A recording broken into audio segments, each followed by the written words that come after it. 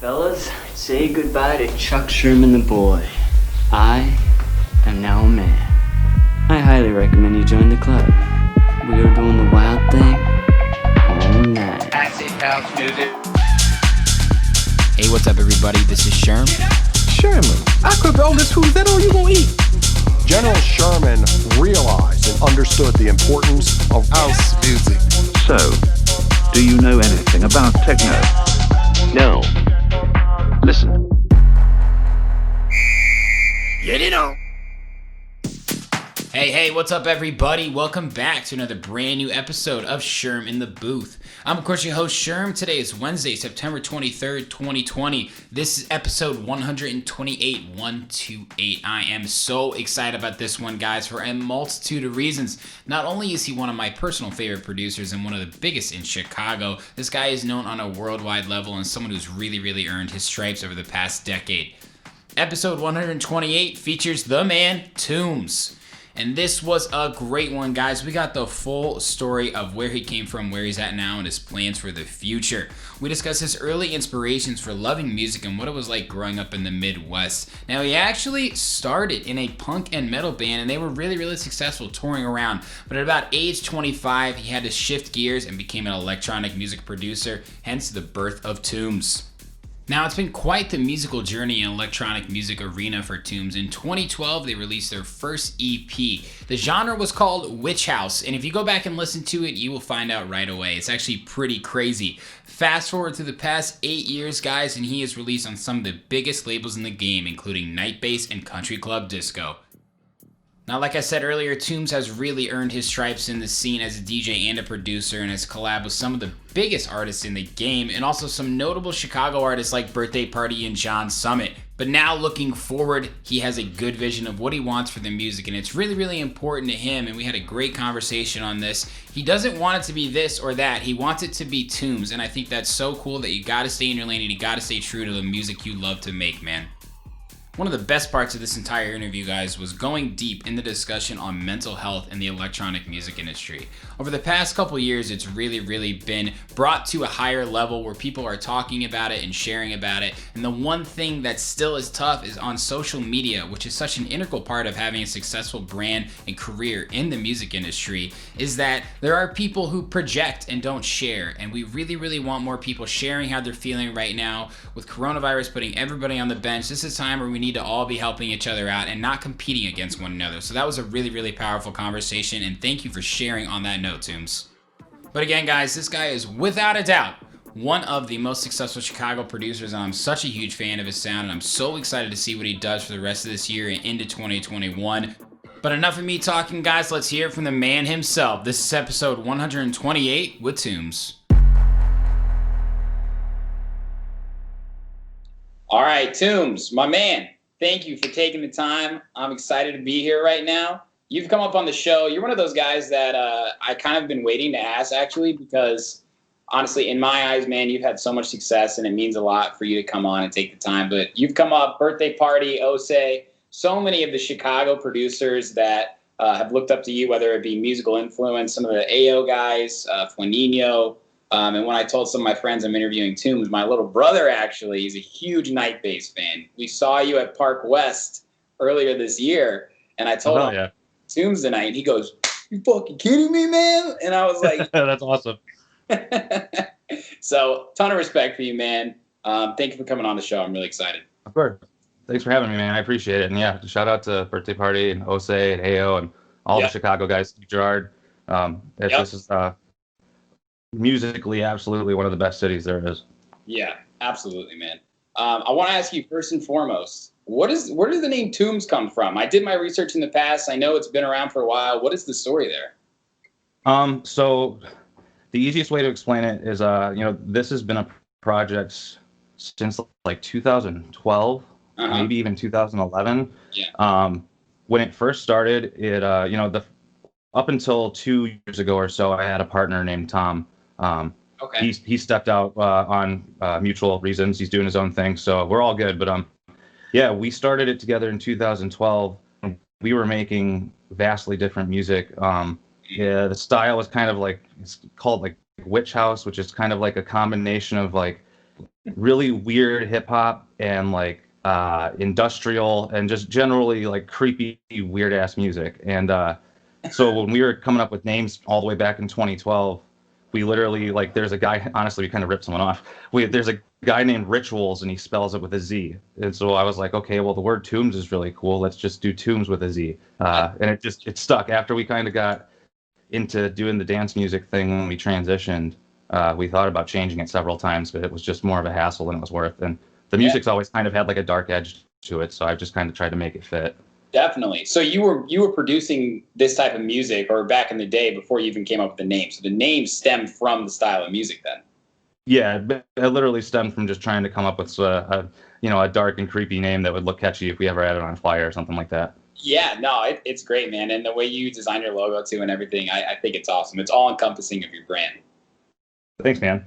Yeah. I just recently redid that this last year. I had my friend CLB, also from Chicago.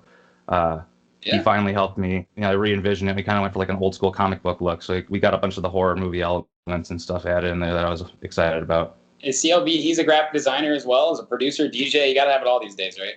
Yeah, apparently he's really good at all of them. So yeah, I love his graphic design. He was what he was doing for my stuff was a little outside of his normal wheelhouse. So it was fun for both of us to work on it.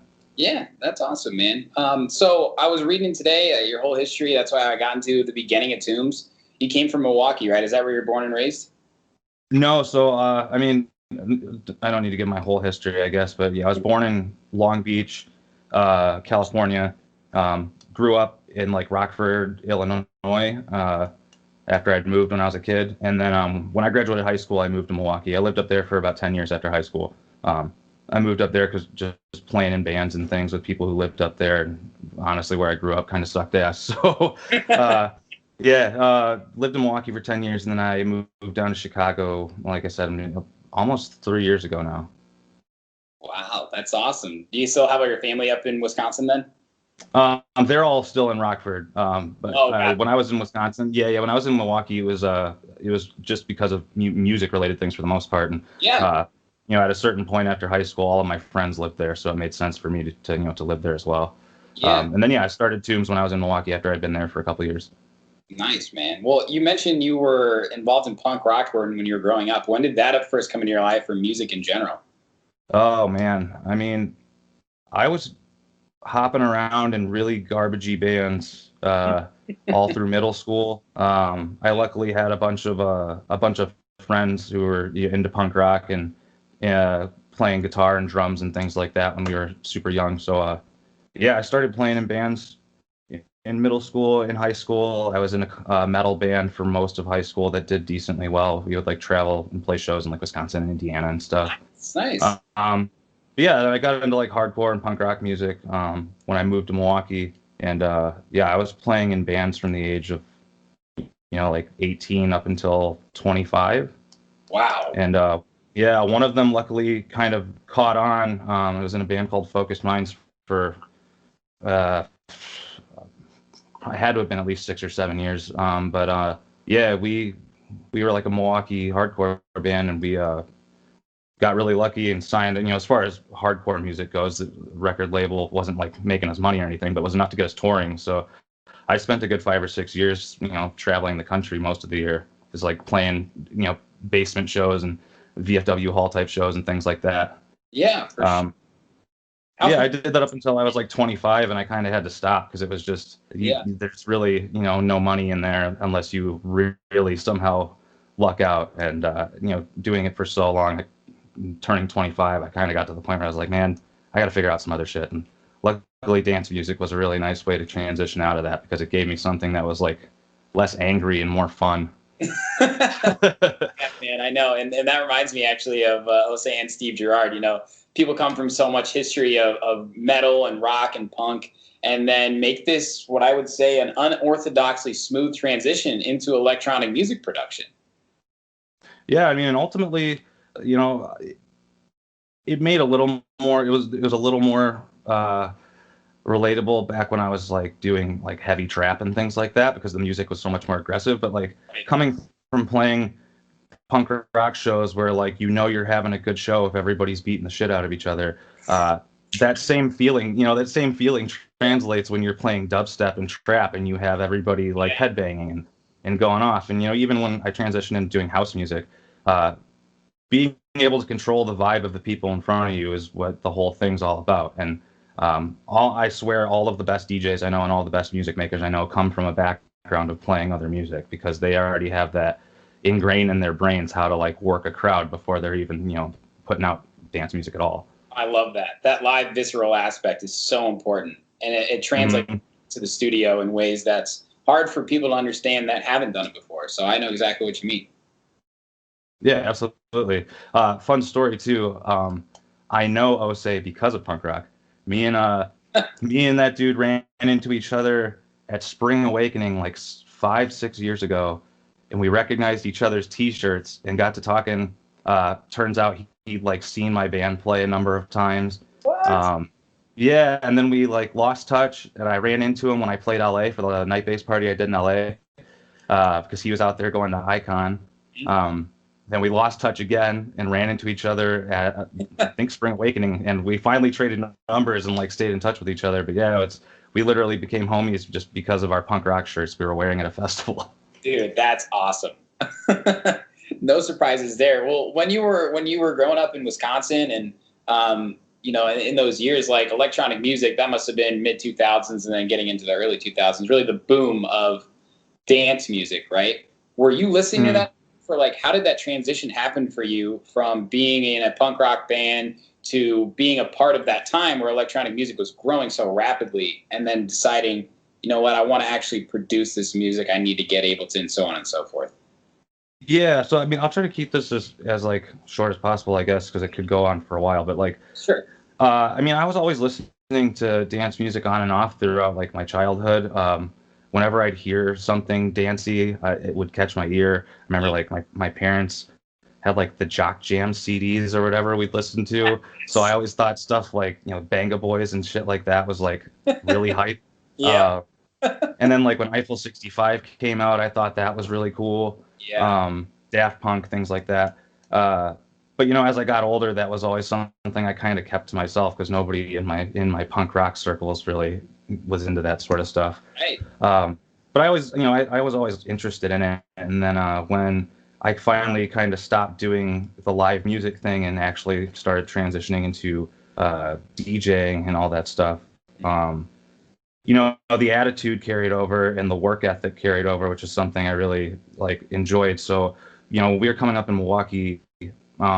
Milwaukee's dance music scene now, for the size of the city, it's pretty impressive for how small the city is. Both in the heavy bass scene is huge there, and the house music scene has also gotten pretty decent up there too. But when we were coming up, it was extremely cliquey because there's only a handful of people that were actually making music, and the venues are pretty much limited to 2 different spots. That's the only things the city has. So we took it upon ourselves, since we couldn't land shows, we just started throwing our own, and we literally would like punk rock musicians would go to this crappy dive bar in the middle of my low income art student neighborhood, and we set up a pull-out picnic table and put a controller on it, and we would just play heavy trap music for 4 hours to whoever showed up. And luckily a bunch of our friends were super hyped on it, and there was a bunch of our punk rock friends, they just thought it was fun to listen to heavy loud music in a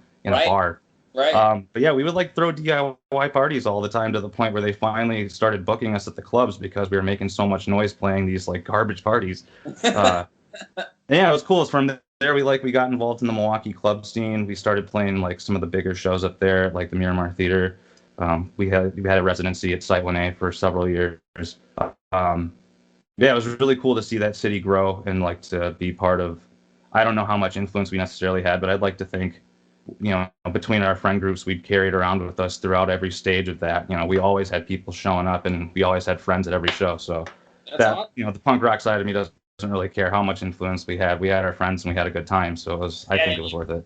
That's cool. I mean, it sounds like you were pretty integral, at least for that type of music. I mean, I moved to Chicago 6 years ago now, and Milwaukee even then was people. I remember a lot of Milwaukee DJs would come down to Chicago for gigs, and I'd meet them at pre-games or at the club or wherever else. And then 2 or 3 years go by, and then I know Chicago DJs that are going up to Milwaukee to play at places like Site 1A, and you guys are doing awesome bookings up there. I mean, it's a mini Chicago. You guys can do boat party, Lake Michigan there too. There's a great college scene there, and there's so many fun people, and the culture about Wisconsin and Milwaukee is so much different than 90 miles south of Chicago, and that's what makes it so special to me. Oh, big time. And it's fun that you point that out too. I definitely remember always trying to come down here, like being from Milwaukee, like if you could get down to Chicago to play Porn and Chicken Party, that was like one of the big steps in your career. Like if you could get down to the Chicago to play at the Mid, that was like next level for your career. And then all of a sudden, you know, I'd be down at the Mid hanging out in the green room with some people, and everybody's talking about how they're trying to get up to Site 1A. And I'm like, I'm flattered, of course. I'm glad you guys like it in Wisconsin, but like you're in Chicago, you're fine. That's awesome. So yeah, it was definitely interesting to see that transition and like to be along the ride for both sides of it. Yeah, absolutely. I mean, I got a lot of love and respect for it. I've met a lot of DJs from up there, and it's really cool that our two cities have kind of become like incestual in a sense, where we're willing to help you for a gig up here, and it's a lot of back and forth, which is so cool because we're close, and it's two awesome cities that really are working together, and you don't see that too much in other cities in the U.S. just because of geographical location, the actual scenes there, and there's so many different types of people and music in both cities. So I love to hear that. Yeah, absolutely. It's definitely a very cool thing, and you know, I would imagine relatively unique compared to the rest of the country, because like you said, I can't think of too many cities that are that close to each other and have active dance music scenes. No, absolutely not, man. I grew up in Indianapolis, and there ain't shit there. There still ain't shit there. There's a little bit. It's growing here and there, but nothing like people from Indianapolis. It's so far, exactly. It's so far removed from everything that even if it pops off, it's going to be super insulated. Yes, exactly. It's funny how that works in the U.S. But so you said you were 25, you were in the punk band, and then you decided I need to make a change. Was that change for you mentally, like I want to do electronic music, or you just wanted something new, a new challenge? I mean, honestly, it was a little bit of like growing up, kind of smacking me in the face and making me realize that traveling the country 6 months out of the year, you know, working super minimum wage just because I could take time off and like sleeping on floors all the time. Yeah. Like even though it was super fun in my early 20s and it taught me a lot about life that a lot of people don't really ever get to experience. Yeah. I just was like getting to the point where I couldn't keep stressing out coming home from tour, not knowing how I was going to pay bills. And so it was sort of a mental health related thing, but also I'd been wanting to learn how to produce for a long time. Me and my old partner, Tom, you know, we were making dance music together before the bands stopped. And it was one of these things where when I'd be back in town from being on the road, that's when we would get together and make music. But I just didn't have time to learn how to produce because I was so caught up in writing other stuff. So it was kind of like we would work together, I'd share ideas, and then we'd DJ together. But as soon as I put a hold on traveling and playing in bands, that was when I could finally like get Ableton on my computer and buckle down and learn how to produce. So it was cool. It was like a bummer in a way to put an end to an era or something like that, but it definitely allowed me to have time to explore a form of music I'd wanted to do since I was a kid, and I just never had the means to do it, and I never had the program on my computer to do so. Yeah, I mean, when one door closes, another one opens, man, and that's how you got to look at those types of situations. It's hard in that point in life too, mid-20s, right? I'm 28 right now, and letting go of certain things when you're like, I put so much effort into this. It's tough. Mm-hmm. But you just have to take what you've learned and apply it to the next chapter, and then keep building and building and building. Absolutely, and it was like, it's kind of everybody says dance music's like a lifesaver, and I'm sure for a lot of people it is in certain ways and in very different ways. Yeah. But for me, I definitely think it was because I'm so used to dedicating so much of my time and energy towards something music related that when I stopped traveling the country playing music for 6 months out of the year, I very much had like a gap there where I just didn't know what to do with myself. Yeah. And if I didn't have learning, production and in making dance music as something to fill that gap, like I would have fucking went crazy or something. Yeah, man. That is the interesting thing about it too. So how did you actually what did you? This is I can't even think of the question because I have so many questions within one question because when I listen to your music, when I listen to Tombz EP in 2012, definitely, Witch House, did you call it? That's the one, yeah. So that's considered Witch House, and to be completely, I'm by no means bragging, but apparently that EP's done very well as far as that genre goes, because that genre is about as weirdo and obscure as you could try to find. Dude, But like, it's funny because our top play tracks on Spotify is that EP. Granted, it's been around for like 10 years, but it's just funny that it's gotten so much attention in comparison to some of our stuff that's on big, house music labels. Yeah, of course. I had never heard that before because I was like, I'm going to go back in the archives and see what I can learn here. And I listened to it and I was like, damn, like I kind of felt some Justice vibes a little bit here. Oh, very much so, yeah. Yeah. Yeah, we always took a lot of influence, and you can hear it not so much in our more recent stuff because a lot of the influence came from my old partner. But we were definitely heavily influenced by old what's the term I'm trying to think of here? I know you said Justice. I can't think of it. Oh, electro type stuff. Yeah. We were super into when we were making, even when we were making creepy shit. We were super into Boys Noise, old Nero. Yeah. I can't even think of the artist you just said. Justice. Yep. So yeah, even though it was very far away from what we were making, we were definitely like heavily influenced by it, and even up into some of our house music. Some of our house music tracks from 4 or 5 years ago definitely have some electro vibes in them for sure. For sure. I mean, even like some Left Field Knife Party, like a darker version of that. Like I liked it, and it's interesting that it was called that because I was like, I don't know what this is because I couldn't sense a BPM. You know what I mean? That's kind of like how my mind works as a DJ and just as a house producer. And I was like, this is challenging me, and I'm really listening to it in a different element than I usually do because I don't know what it is. So that's a really cool starting point for you. That's rad. Well, I'm glad that you took that from it because, like, honestly, for a minute when we started really taking the project seriously and we clearly transitioned into dance music, we were like somewhat interested in trying to get that EP taken off Spotify just because it has so many plays that's like the first thing some people will see if they try to find my music. Right. But it was released through a record label that's no longer around. So I literally have no idea how I would get it removed from Spotify. But I'm glad that some people find it and resonate with it. But it is funny sometimes when they pop up in the wrong places. Like Spring Awakening last year was putting up songs for all the artists on like their app. Uh-huh. And one of the songs they put was like our Night Bass song, and then the other song they put was from 2012. And I had to contact Spring Awakening and be like, hey, could you change that? Because if somebody hears this 2012 track, they're probably not going to come to our set. That is so funny. I mean, listen, I've interviewed over 100 people. And one funny thing about that is there are a lot of people who they feel like the brand changes over time, the music changes over time. But I think it's even more important in someone who I think you probably draw influence from is Jaws. And he's someone who talks a lot about leaving your discography up. Like if you go to his SoundCloud, he's one of the guys that has left every single track up. And if you go to some of his first ones, it's like you're like, oh, this is like beginner Jaws or whatever it might be, right? And it's just so for sure. Yeah, how your story, how your music tastes, with it and without your partner to where you're at now, I think that's the coolest part of the journey for me. And to see you do that is like, I'm like, okay, he's working up from that. This is where he started. It's important to have that aspect for your real fans out there.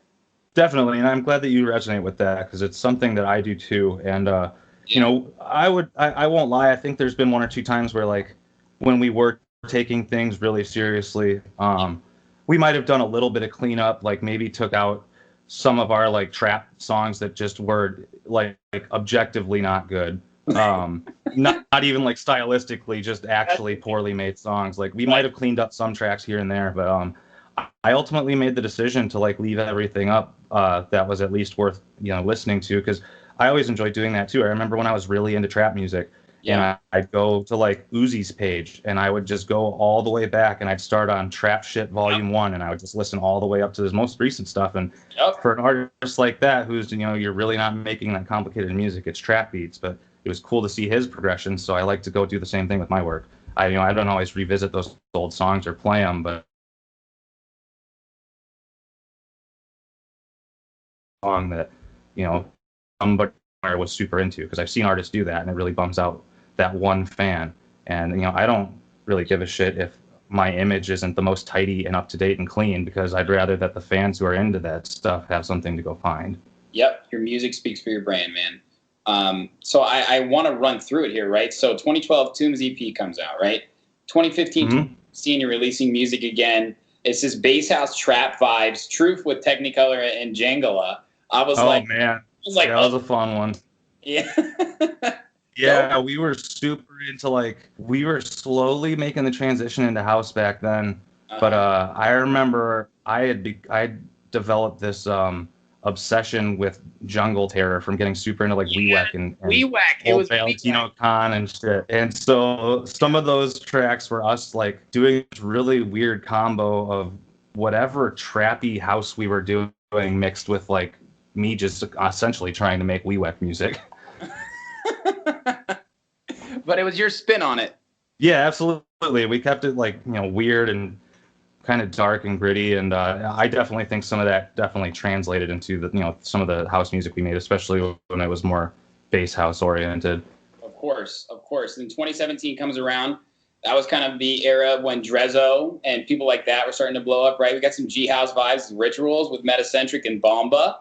So I'm listening. Yep, that's the one I was referencing where we got hella electro on that one. It was yes, we were super into the whole Brazilian bass thing, and then we just put some electro stabs over it, and yeah, that was a fun one. I totally forgot about that song.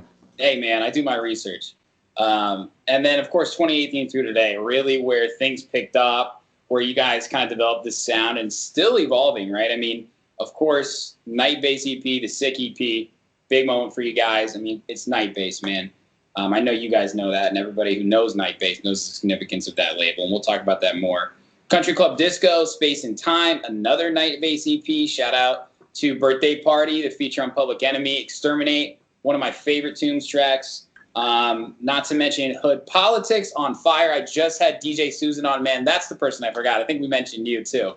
Dude, I fucking love that guy. Dude, he is the most insanely high energy guy I've ever met, and I love it. Dude, okay, so we met at Spy Bar, right?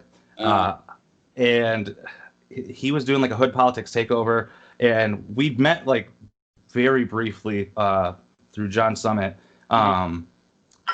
We'd met super briefly out in the audience, and then we kind of broke off. And I was coming out of the bathroom, and I was waiting to wash my hands, and this dude is sitting here talking to the bathroom guy about, I think he was saying something along the lines of yo, I don't have any cash, but I really wish I could tip you because I really respect what you're doing. And if anybody in here deserves to be having a good time, it's you, man. You fucking deserve the world. Give me a hug, man. And I'm like, who is this fucking sweetheart who's just jazzing up the bathroom guy? And it turns around and it's fucking him.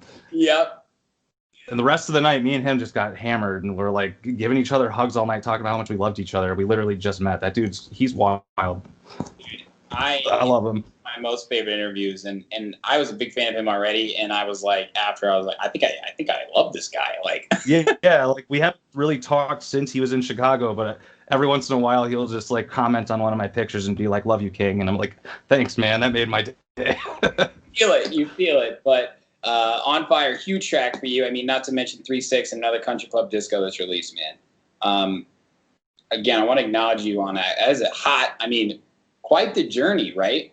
And it's clear you've grown as a producer, again, with and without your partner, and you've maintained a lot of the same roots as you progressed as an artist. Where were you at mentally as you were kind of going through this into where you're at now? And how do you still channel that inner Tombz and challenge yourself creatively now, sort of with that expectation of high quality? When you release on high quality labels, you need to continue putting out high quality music. For sure. I mean, without going too far back, I guess the easiest way to answer would be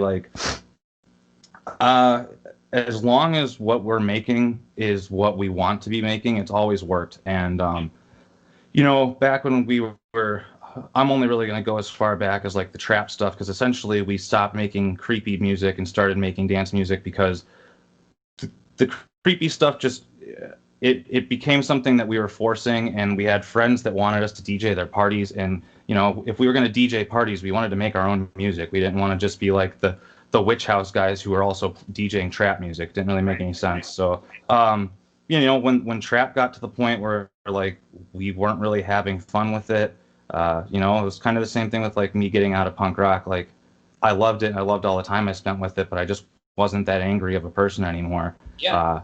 Transitioning into heavy trap and dubstep made a lot of sense for a couple of years, but after a certain point, I didn't want to be like, I wanted people to just come and have fun. I didn't want it to be based around headbanging or how hard our set could go.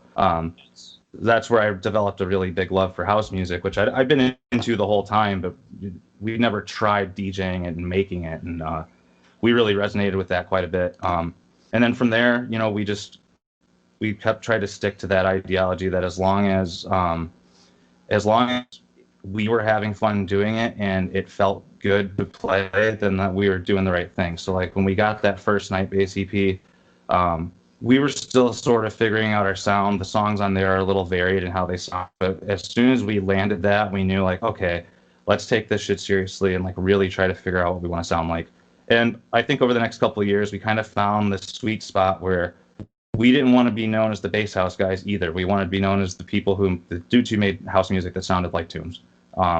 And as far as I'm concerned, and as far as some of our friends have told me, we've kind of become the bass house guys who now make tech house, but it still has all the gritty, dark shit that we had before. That's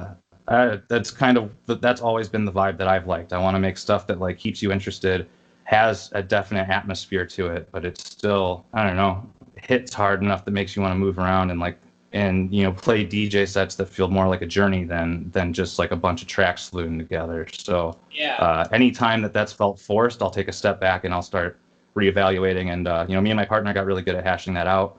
And you know, now that he's stepped out and it's become a solo operation, it's even easier to kind of figure out, you know, exactly how I want things to sound and how I don't want them to. So yeah, it's just really been a progression of making sure that what I'm doing is as genuine as it can be, because you know, I totally understand some people who want to try to fit the mold of what their genre is or have like concerns over their style.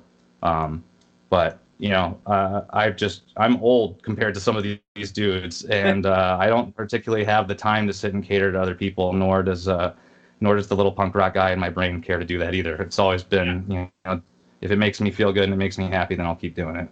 Yeah, and I think that's a perfect description of where you're at now with the music and how I listen to it, because you know, when you think about Night Bass, right, you think of Chris Lorenzo, AC Slater, let's jump up and down the whole time. I think the greatest part about your music is that tech house aspect that really keeps you moving, and it's not so jump up and down. And one of the things I always like to talk about, and it's really cool because, you know, same age range here, we've seen the progression with that trap, the big room, the dubstep, the rhythm, right? It's all gone up and down, and now everyone's kind of made it into house music because we can't keep jumping up and down anymore. We still love the music, and we want to go to shows, but we want to be able to dance. I can't do festivals like I used to, man. You know, but I still, for sure. I love the music, so I can do a 3-day house festival or a big night at the club and stuff because I'm not walking out of there like drenched in sweat, so weak. I mean, I sound like an old man, but you know what I mean. No, for sure, and it's I'm right there with you on the physical aspect. You know, I fucking struggle to make it to 4 a.m. half the time anymore when I'm out. But you know, it's also like an attitude and style thing. You know, I don't dislike heavy bass music now by any means. It just got to the point where 90% of the time I'd be at a heavy bass music show, I'd feel like I was getting smashed over the head with the same thing over and over again, and it just became a rarity that you would see DJs and artists that were focused on developing a vibe instead of just playing a set. And, you know, I still have heavy bass artists that I really enjoy who that's their thing. Even like some really good friends of mine, like Wolfbiter from Milwaukee. Yeah. You know, he plays Wakan, Liquid Stranger style trap and dubstep, which generally, like, I like some of that stuff. It's not particularly my thing. When I see some of those artists live, I get pretty bored pretty quick. But I can watch this dude play sets nonstop all the time, hour and a half, 2 hours long, and it's just because he focuses on making it a mood. He wants to establish a vibe. He's not just hitting you with bangers. He's trying to, in the same way a tech house DJ needs to keep your attention for an hour and a half with ups and downs instead of just slamming you. It's cool to see other artists and other genres that do that same thing. So it's it just kind of became something where like I want it to be a fun experience and an interesting and like captivating one, and not just something that feels like I don't know, I'm not necessarily trying to rage all the time. I also want to enjoy music too. Absolutely. And I think it's really cool what you mentioned. Like, we didn't want to be like the Witch House guys, right? That just like played trap music. We wanted it to be our music. And it's clear that's super important to you. And with your music, that's unique, Andrew, in my opinion, to have that mindset, right? Because a lot of people who start off as DJs, they just want to get the best music and play the best possible sets. But you guys had that creative mindset, that punk rock, like, we're going to be different. Fuck you, right? That's Yeah. Sounds like. That's just how it always was for us. And, I have no disrespect to DJs who just want to DJ. I totally get that. I have some friends who are arguably some of the best DJs I've ever heard, and they have never touched an Ableton or anything in their lives. Right. But it's when you lose track of that, like that being what you're doing. Like, you'll see people who won't have made any music, and they'll be on the internet complaining about not getting booked for certain things and not getting festival bookings, and it's just like, Preach. I don't know what you're really trying to get at here. So it's just, to us, it always made sense. Like, if I'm going to do this, I don't want the whole thing to be based around something that's not mine. I wanted to have, if I'm going to do it, I want my own music involved, because it would feel, at least to me personally, it would feel cheap if I did it any other way. Yeah, absolutely, man. Well, with this music that's so close to your heart, are there any releases that mean the most to you, regardless of plays and success and notoriety? As far as our stuff, I was really into 3-6. It didn't technically mean a ton in any way. I just really liked that song. The Hell Yeah EP I did with Cloverdale is really important to me. It was on Country Club Disco, which is awesome, but it just, I got to be really good friends with those dudes over the course of working on those two songs. Yeah. Right before the quarantining and everything kicked in, my last actual gig that wasn't a streaming set was flying out to Canada and playing in Halifax with those guys in their hometown. And like hanging out with them for a whole weekend and like doing some studio time, and just, they became really good friends of mine because of that EP. So that one meant a lot. And then, I think the Exterminate EP is really huge for me, because it was, I think, the best representation of how I want the project to sound. But also, it was the first time I put out something that big on my own. It was my first, Space and Time was my first solo, or my first track as like solo Tombz. But the Exterminate EP was the first time I put out, a full EP that was all my, my own original material. So yeah, of course. Those are all kind of big placeholders in our, in our time period. And then if we went back into our songs, we have like a really old G House song with a guy named Madley who used to be from Chicago. That one, I think it's called Champion or something. That one was really fun. Nice. We have like a really old Bixel Boys remix that I still play, even though it's like 6 years old. Bixel Boys. That's a throwback, man. Oh, yeah. Love the Bixel Boys. How's the guys? Man, jeez. That just took I wish that was still around. It might be. I guess I wish that aspect of Owsla was still around. Yeah, I know. The Housla. When that Housla EP came out, the kind of Chris Lake headed, I was like, fuck yes, dude. It was insane. We're going in the right direction. Like, this is it. Mm-hmm.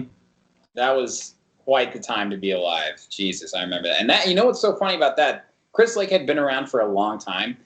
I think a lot of people forget that he was on with Boneless with Steve Aoki and Tujamo. And he's got a lot of old stuff from before that I kind of forget about. It was a little more chill than what he's doing, but yeah, it was like Housla came out and he realized like, oh, if I make these weird noises with a slightly heavier bass line, it's going to pop off. And then it did. Yeah. Isn't that cool, though? That's kind of a similar story to you, like in one way or another, right? Like Chris Lake had been doing this for so long, and a lot of people that, ask me one of the reasons I love the show is because I get people's full story like yours, right? Your successes, your failures, your journey as an artist. And when I look at someone like Chris Lake, dude, he's one of the biggest artists in the world right now, right? But it didn't happen overnight. And he obviously has been doing it because he loves making music. And there's long... And it very rarely does happen overnight. I mean, I know everybody says that, but it really doesn't. And generally when it does, you're not going to see those artists for around much after that year that they were popping off. Yep, exactly, because they put an expiration date on themselves because they released a few good tracks, they go on tour, they didn't focus on the music, and bang, you're back in your city asking for gigs again, right? Yeah, absolutely. I've seen it a bunch of times. Yeah, man, it is true. What I want to ask you, as someone who's been focused on the music, right? We're going to talk about DJing here in a sec, but when was there a moment, and even maybe it was like when you released 2018, the Night Bass EP, when you saw DJs playing your music, did you have one person that played it and you're like, oh shit, I think we're doing a good job, this is working? I'm sure there might have been occasions back before like the Night Bass stuff started, but what really kicked it off, which is like still I think in one of my like top 5 memories, is I remember we put out a bootleg remix of that Skrillex and Habstrack's Chicken Soup. Yeah. And it was like a little while after the track was super relevant, so it was like the perfect time for it to kind of make a comeback, which we got really lucky about. Yep. And I don't AC Slater had the tracks for the Sick EP, but he hadn't agreed to signing them yet. When we sent that, we also sent the Chicken Soup edit, and I remember getting video after video sent to me the day that he played Coachella, and his wife, of all the songs in his set, his wife filmed him playing that song, and specifically during the big fake out build-up part. And you know, it's Coachella, there's I don't know how many thousands of people. Yeah. And I just remember sitting at home and us freaking out about this bootleg that we honestly made as a joke. We just thought it was funny. Yeah. And sure enough, after that weekend, AC got a hold of us and ended up signing the tracks for the EP. Wow. I don't know if the reaction to our song had anything to do with that, but it certainly helped. So that was definitely the biggest example of like another artist playing our stuff and us freaking out. And then that following summer at like Spring Awakening, I remember we were walking around, like AC played our music again. We saw Destructo play our music that weekend, which led to me like meeting Destructo when he played the little Corona Dome set. So those were the biggest standouts. You know, we've gotten really lucky to get support from people like Dr. Fresh and a couple others that we really look up to. But you know, specifically seeing AC, who as far as house music goes, is one of my biggest influences for making the change to producing house music. Yeah. Getting to see him play our stuff several times and like becoming friends with him because of it's definitely like one of the biggest highlights. Yeah, I got chills hearing that story. Literally, like that's crazy. I mean, yeah, no, it was wild stuff, man. Yeah, seriously. Gosh, that's awesome, man. I mean, many more to come, of course, once we get back in the swing of things. Andrew, the biggest question I've been asking a lot of people, of course, with coronavirus putting basically the entire music industry on the bench, and you maybe as an individual in regards to creativity, you mentioned this has been a big maturing year for you, taking care of your mind and really just putting the Tombz project not on hold, but not at your core focus. Do you think in regards to other artists, like how are you kind of thinking about the future of the electronic music industry? Like when it relates to producing, touring, networking, everything, is the scope changed entirely? I mean, at least for myself personally, I would like to think that it's not a permanent change. I definitely have picked up on, because I've had time to back away from being at clubs constantly and constantly stressing about getting stuff done at a certain deadline. It's really reminded me just how much, like, as far as dance music goes, I need to be in the mindset for it to be organic and for it to work, because if I have to force it, the songs show that, and I don't tend to keep songs that sound forced. So it's definitely been a big time of reassessment for me. I have another musical project under my name called Lurk that I do like trap beats and like rap beats on it, but I also make like cinematic music that would go on like horror movies and things like that. So it's actually given me a lot of time to focus on other projects, and it's I still have several Tombz songs that haven't been released, so I still have material ready to go this year. Luckily, since we're not on any sort of touring schedule, I'm not like hard pressed to keep releasing songs the way that we had to normally. Yeah. So for me personally, it's been a lot of reassessment, and it's very, very important to me. It's never going to not be important to me, but I definitely have accepted that I wasn't making millions off of it before this started, so I'm completely okay, assuming that probably won't be the case when we go back to normal. And that's been humbling in the sense that it's helped me get back to square one about what matters to me about the whole project. Now, as far as like on a general scale, I've been trying to tell other homies that like to think about that too, because I've definitely had friends who like have just been stressing themselves to the bone this whole year, trying to stay relevant, trying to keep tracks coming out that they're not even feeling, trying to make sure they're doing streams as much as possible.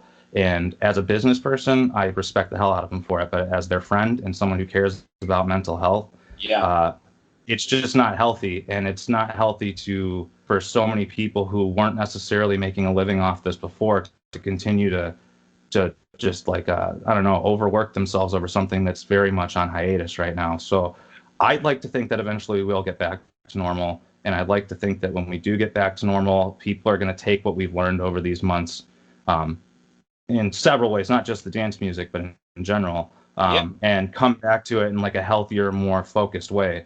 But at the same time, I'm personally prepared for that to take quite a while. And, you know, I think it's really important that a lot of people focus on making sure that the music they're making is genuine and that they're taking care of themselves first and foremost, because I think the best products are going to come out of that and not people, you know, dealing with anxiety, you know, societal anxiety and depression and holding up in their houses. You know, they're not going to be making their best products right now, and to feel pressured into doing so is just silly.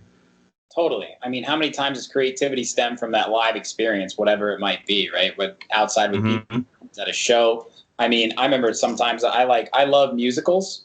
You just a little. Same here, dude. I love musicals. I love musicals, right? And I love going to them, and I would just find random inspiration for whatever reason. Sometimes not even musically related, but I would think about things, and I really miss that. That's what I miss, and that's what I've also realized is, yeah, I miss shows, of course. I miss DJing and all that stuff, but this has been such a great time for me to really look at me and who I want to be without that whole aspect, because our industry is so, like, as a DJ, right? You know the steps you have to take if you want to play Coachella. You work on music, you be unique, you release on big labels, you play bigger shows, you release bigger labels. You have to keep going up, right? And now that kind of, like, that scale is different. And I was thinking about, well, who do I want to be as a podcaster if that's kind of out of the way, right? And for a podcaster or anything outside of DJing, there's not really that, like, you release, you have a show. It's like, okay, yeah, you have bigger artists on and stuff, but how does it grow? What does the end goal look like? And I have never felt better about this show because I love having these conversations, man. Like, only if me and you and my dad, who listens to every show, listens to this episode, right? Like, that's plenty good enough for me. And it's made me just think about things a lot more simply rather than what can I get out of this? It's what am I giving to myself? You know what I mean? Exactly. Yeah, that's the whole thing. Like, you know, and it might sound like it's coming off as negative. It definitely isn't meant to. But I've had several times earlier this year when I was really not in the best place mentally and things were societally super rough. Not that they aren't now. Where I would just get to the point where, like, I would be stressing myself out because I couldn't come up with dance music. I couldn't even open Ableton. I was so focused on looking for a job or trying to make sure, you know, my neighborhood was safe, like any number of things. And it just finally got to the point where I had to, like, kind of break down and be like, okay, it's not like I was making my living off of dance music before this all started happening. I was just so caught up in, it's the stereotypical tale of getting caught up in being so busy in the nightlife, constantly partying, traveling a decent amount, being on deadlines. And by all means, it was fun as hell. I had a lot of fun and I really experienced a lot and learned a lot. But I also learned once all of that stopped, just how little I was paying attention to, like, my own mental health, my own physical health some of the times, like how many situations I was putting myself in out of social obligation instead of actually wanting to be there. And it just really reset how much, it just really reset how much things meant to me and in what way they meant things, in what way they meant it to me. And, I could have done, I kind of got to the point where I realized I could go the route of the guy who was going to really try to become a social media wizard, and I'm going to try to do streams all the time, and I'm going to really work the internet, and hopefully my music keeps me afloat until things are normal. And then I thought about that, and on the flip side, I was like, that's not my brand, to be completely corny about it, but it's also not me. It wouldn't have worked, and I definitely wouldn't have felt good about it. On the other hand, I'm completely okay with this not ever being my career. It would be great if it was someday, but I'm completely okay with it being something I do because I love it. Because as soon as like I said earlier in this conversation, as soon as I stop enjoying it, I'm not going to ever do it again properly. Yeah, man. I that's so well said, and I appreciate you sharing that stuff because it's something that people don't talk about enough. Because in such a competitive industry, there are all these expectations that we're told we have to do. And I think a lot of good things and bad things are coming to the limelight, right? Like cream is rising to the top in terms of artists speaking out about what it's really like at a higher level. Like even the guys who are making millions, right? They're like, they're stressed out, and it doesn't even. Yeah, they're just as stressed, and it really is like the level playing field.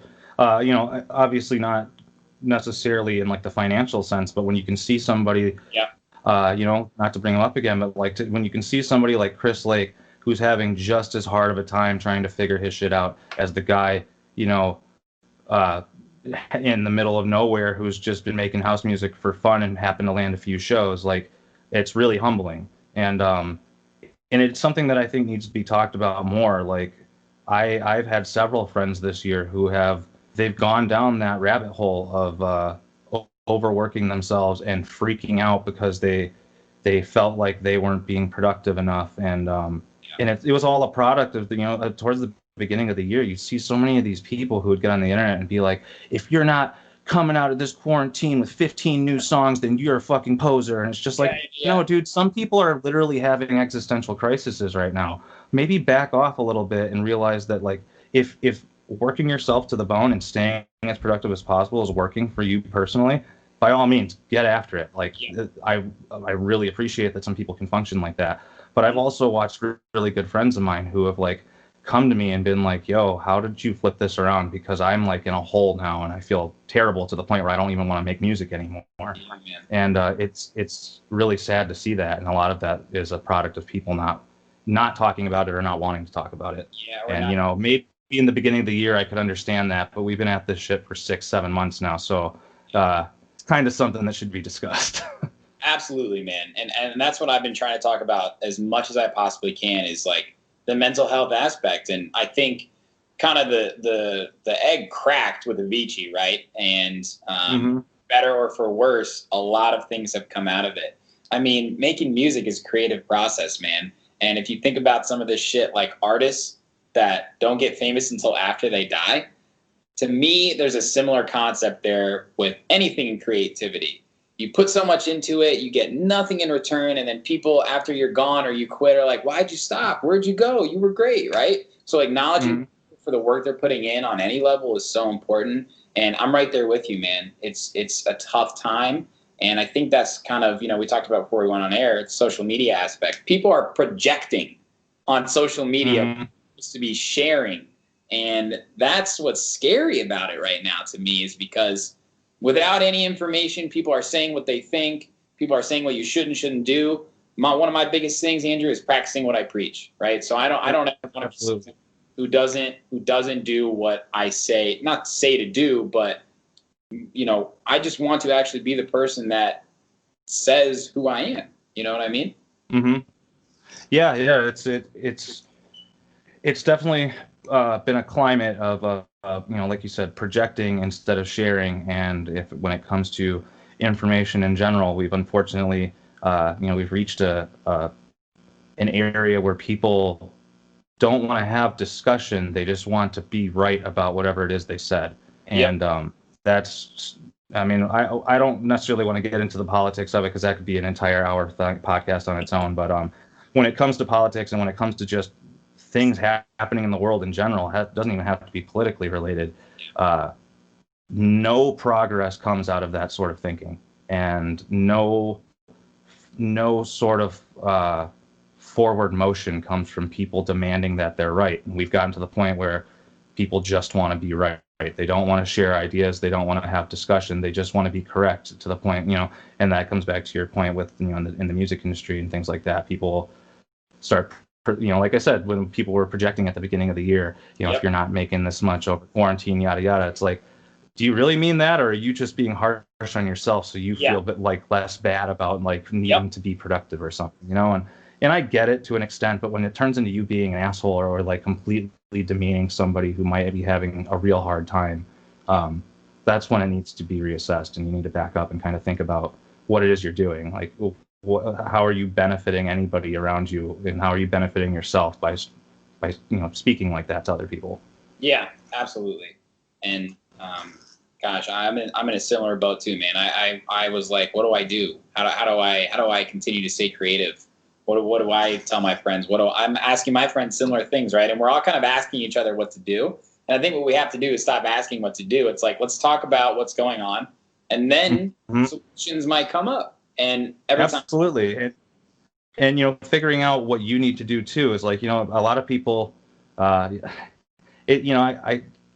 don't necessarily want to say that I agree, but to an extent, I've heard this like joke throughout the year that like this whole experience has been like a long, weird acid trip for literally everybody, not just personal people, in the sense that everybody, depending on how much they've adhered to, safe practices, I guess, have been forced to, at least for a time, hole up with themselves and figure out what they need to do with themselves. And we're seeing on a massive scale just how many people don't have the patience or honestly the willpower to like deal with themselves, and they need to be at parties. They need to be doing something, or now that they can't do any of those things, they need to project on other people.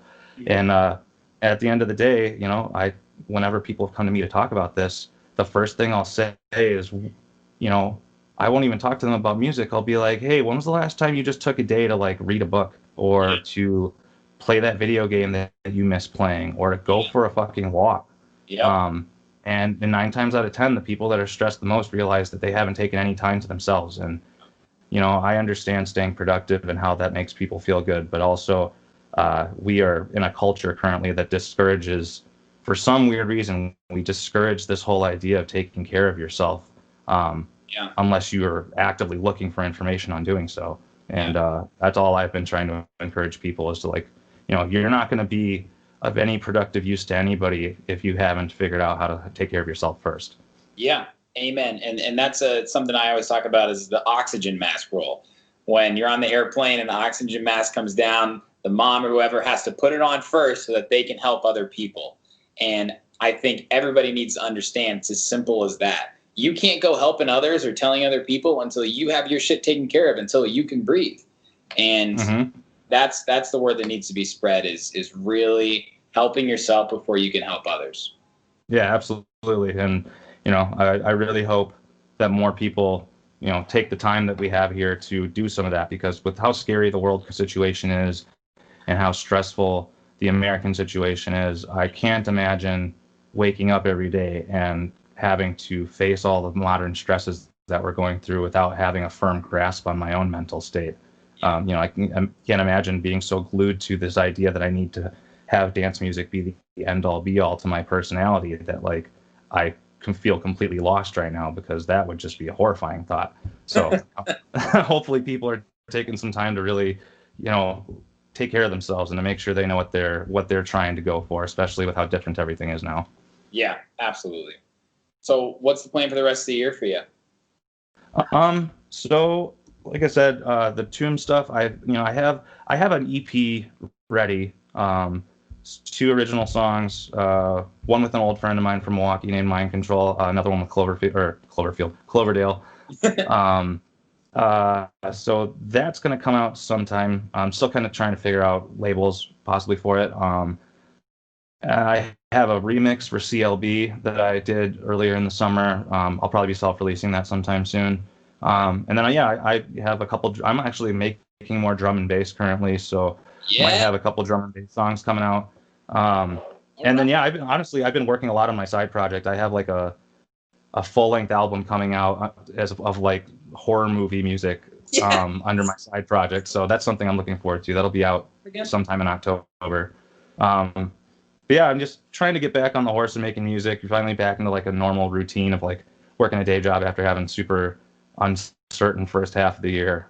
So I'm hoping once the routine gets in, some more music will start coming in, start doing some more streams, getting some more studio time in with people like Steve Gerrard and Ose.